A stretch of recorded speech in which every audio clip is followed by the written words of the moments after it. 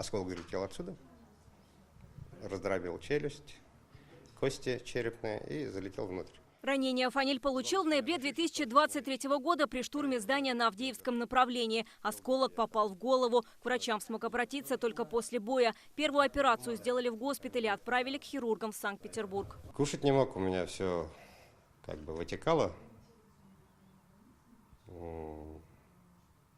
Ну, все падало, скажем. Вот у меня парализовано, вот у меня глаз не закрывается один, ну, с этой стороны, вот с левой стороны.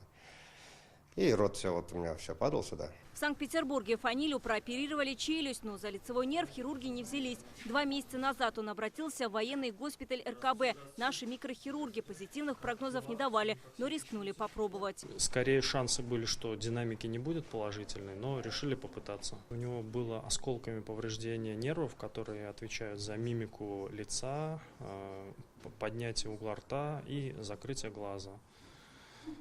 Соответственно, провели операцию, называется невролиз, очищение нерва от рубцов, которые давят на нервный ствол. Требующая от специалистов мастерства ювелирного, потому что размер нервов, которые они сшивают, бывает до человеческого волоса. Есть определенный срок, после которого эти нервы восстановить невозможно.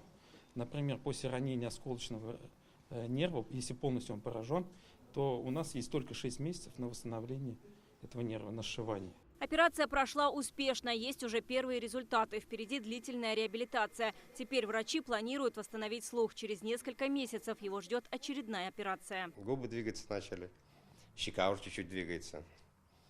Ну, будем надеяться, что будет все хорошо. Фаниль попал на СВО в конце сентября 2022 года. Дома в Нижнекамске его ждет семья. Есть 2 сыновей, внук и внучка. Благодаря врачам у него большие планы на жизнь. Грандиозный, но пока не хочу ничего озвучивать.